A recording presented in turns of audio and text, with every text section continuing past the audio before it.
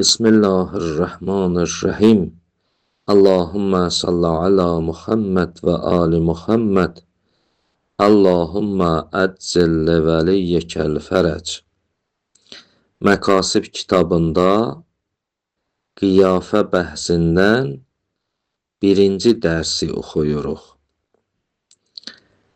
Bugünkü məsələmiz 17-ci məsələdir.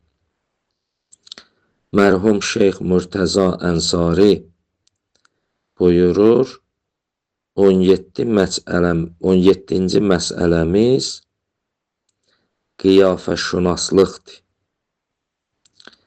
Qiyafəşünaslıq İslamda fil cümlə haramdır. Ümumi şəkildə haramdır. Qiyafəşünaslıq nədir? Qədimdə bu çox olardı. Bəzi adamlar baxardılar bir uşağa, o uşağın sifətinin cizgilərindən nəticə çıxardardılar. Deyərdilər, bu filankəsin oğludur, bu filankəsin qardaşıdır, bu filankəsin nəvəsidir. Yəni, xüsusi adamlar olardı. Və nəticə etibarı ilə müəyyən əsərlər tərtib verirdilər. Məsələn, deyirdilər, bu filankəsin oğludur, filankəs dünyasını dəyişibdir, onun malından buna irs çatır, onun malından buna pay çatır. Və yaxud deyirdilər, məsələn, bu filankəsin oğludur, bu cizgilərlə onun qızı buna haramdır, bunun bacısıdır. Ha belə bu əsərlər tərtib edirdilər. Yəni, burada xüsusi adamlar olurdu, hətta gətirirdilər bu adamı, deyirdilər, sən bax ki, bu şəxsə, görün bu kimin oğludur. Təbii ki, bunlar da o yerdə idi ki, məsələn, bir nəfəri tanımayanda bu kimin övladıdır, kimin oğludur, belə şəxslərə müraciət edirdilər. O zaman indiki kimi pasport yoxudur, ad bu formada yoxudur ki, bu məsələn, texnologiya belə inkişaf eləməmişdi, insanları tanımaq olmurdu. Ancaq xüsusi adamlar baxırdılar, məsələn, tanınmayan bir uşağa, bir adama, bu filankəsin oğludur. Buna deyirlər qiyafəşünaslıq. Bu da İslamda fil cümlə, yəni ümumilikdə deyiblər, haramdır. Əs-sabiətü əşr, 17-ci məsələmiz həmən qiyafəşünaslıqdır ki, haramun fil cümlə. Fil cümlə bu haramdır. Nəsəbəhu fil hədaiq iləl-əshab. Hədaiq kitabının sahibi, müəllifi bu sözü nisbət verib əshaba. Deyib, əshab-ı şiə, yəni şiə uləması deyiblər, bu haramdır. Və fil kifayə la a'rifu ləhu xilafən.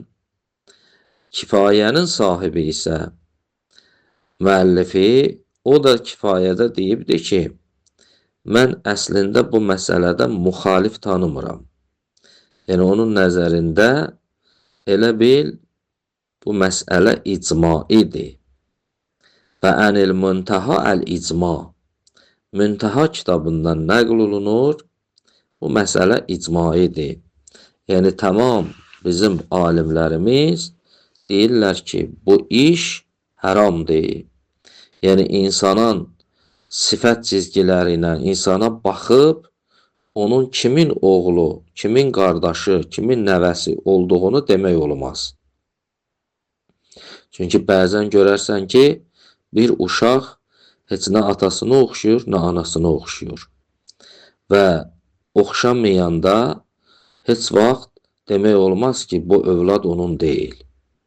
Və bunun çox da fəsadları olub. Məsələn, tutalım, baxanda deyəndə ki, bu filankəsin oğlu deyil, onda bəzən görərsən ki, bir nəfərin oğlunu digər bir nəfərə nisbət verilər. Çünki yenə də qeyd eləyirəm, bəzən onlar uşaq atasını oxşayar, bəzən anasını oxşayar, bəzən heç birini oxşamaz, babasını oxşayar, nə bilim 5-ci babasını oxşayar. Yəni sən gələsən bir nəfəri elə o zahiri cizgilərlə deyəsən ki, bu filankəsin oğludur, ya filankəsin oğlu deyil, bu sözü, bu işi görmək olmaz. Ona görə də İslam bunu haram bilir. Çünki bəzən bu davaya səbəb olar, bəzən fəsada səbəb olar. Vəl-qaif, bu qiyafəşünas kimə deyərlər? Yəni hansı şəxsə deyərlər? Buna deyirlər qaif. Bu qaif lüğəti mənasını gətirir mərhum şeyx. Kəma ənəs-siha vəl-qamus vəl-misbah. 3 dənə kitabda bu qaifin tərifi gəlib. Misbah, Siha, Qamus kitabında. Buyurublar ki, huvəl-ləzi, qaif odur ki, ya'riful asar.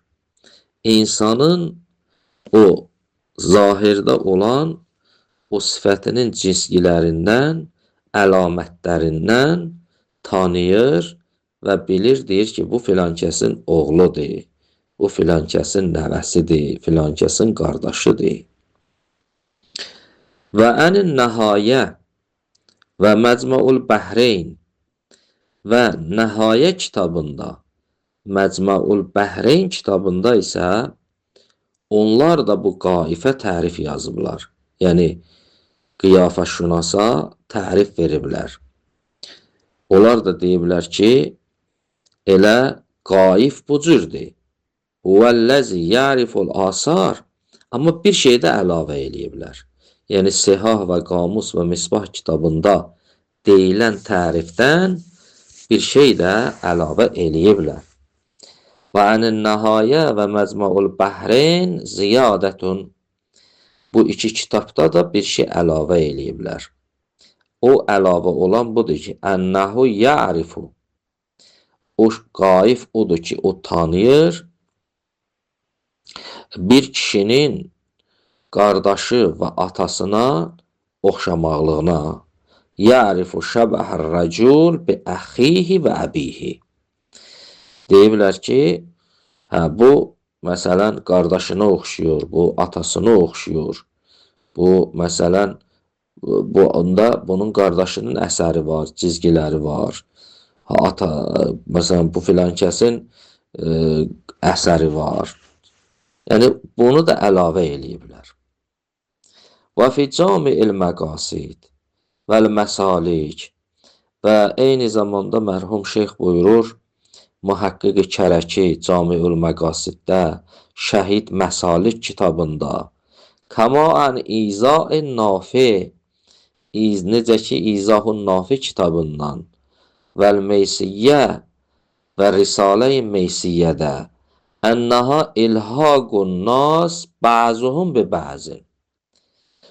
Bu 4 dənə kitabda da, yəni Məqasiddə, Məsalikdə, İzahun Nafidə, Risalə-i Meysiyyədə onlar da tərif yazıblar qaifə. Deyiblər qaif kimdir? Deyiblər ilhaqun nas bəzuhum bi bəzin. Qaif odur ki, bəzi insanı bəzi insana oxşadırlar və qohumluq əlaqəsi ilə bunlara daxil edirlər. Məsələn, filankəs filankəslərdəndir. Filankəs filan tayfadandır, filan ailədəndir. Bunlar da belə tərif yazıblar. Və qəyyədə fid-durus və Cami'ul Məqasid kəma fit-tənqi hurmətuha bima iza tərəttəbə aleyha muharramun. Və eyni zamanda Şəhid Durus kitabında və eyni zamanda Cami'ul Məqasid kitabında və necə ki Tənqih kitabında bu 3 dənə kitabda da belə qeyd olunub ki, hurmətuha, yəni bu qiyafəşünaslığın haramlığı bema o surətdədir ki, İza tərəttəbə aleyha muharramun. əgər orada bir haram tərtib tapa, haram, fil cümlə ona görə deyirdi mərhum şeyx. Yəni, hər yerdə haram deyil. Necə ki, bu alimlər buyurublar, o yerdə ki, orada haram baş versə, onda bəli, o haramdır. Məsələn, tutalım, bir qız, bir kişi ilə, bu oğlanla evlənmək istəyir. Məsələn, cəmaat bunları bacı-qardaş bilirlər. Qiyafəşünas gəlir, deyir ki, yox, bu oğlan filan kişinin oğludur. Bunlar qardaş deyirlər. İndi burada bunlar evlənirlər və burada haram iş baş verir. Bu surətdə deyiblər, məsələn, haramdır. Ya bunun kimi misal, başqa misallar olsun. O yerdə ki, haram baş verirsə, bunlar deyiblər ki, o surətdə qiyafəşünaslıq haramdır. Və zahir ənəhu muradul kull və illa fə mücərrədu husulul etiqadul ilmi avizzənni binəsəbi şəxsin. Və zahir budur ki, mərhum şeyx buyurur, zahir budur ki, bu alimlərdən ki, bu sözləri biz nəql elədik və dedik ki, bunlar hamısı deyirlər haramdır. Bunların məqsədi budur ki, yəni orada qiyafəşünaslıq haramdır ki, orada bir haram tərtib verilə, bir haram baş verə. Yəni o qiyafəşünaslıq eləməklə, kimisə kimə nisbət verməklə haram baş versə və illa fəmucərrədu husulul etiqad. Əgər bu haram baş verməsə orada, elə tək bir dənə məsələn etiqad ola. Məsələn, bir nəfər deyək ki, mənə elə gəlir ki, bu filankəsin oğludur. Ya mənim zənnim var ki, bu filankəsin nəsəbindəndir. Burada haramlığa bir dəlilimiz yoxdur. Ona görə mərhum şeyx buyurur və zahir ənəhu muradul kul. Zahir budur ki, elə alimlərin hamısının nəzəri budur ki, orada haram iş baş verəndə qiyafəşünaslıq haramdır. Ona görə də bəhsin əvvəlində dedi ki, haramun fil cümlə. Fil cümlə yəni hər yerdə demirik də, umumən bu haramdır. Və illa, yəni orada haram olmasa, fəmucərrədu husulul etiqadul ilmi. Bir nəfərdə məsələn elm hasıl ola ki, deyək ki, mən bilirəm ki, filankəs filankəsin uşağıdır, filankəsin qardaşıdır. Aviz zənni, ya məsələn deyək ki, mənim zənnim var ki, filan uşaq filankəsin oğludur, bir nəsəbin şəxsin. Məsələn, filan şəxsin nəsəbindəndir. Əgər belə desə, la dəlilə la təhrimi. Bunun haramlığına bir dəlilimiz yoxdur. Amma bir yerdə ki, orada gələsən bir nəfəri, bir nəfərə nisbət verəsən və orada bir haram baş versə, onda bəli, icazəli deyil, bu iş haramdır. Elə ona görə də mərhum şeyx buyurdu ki, haramun fil cümlə. Elhamdülillahi Rabbil aləmin.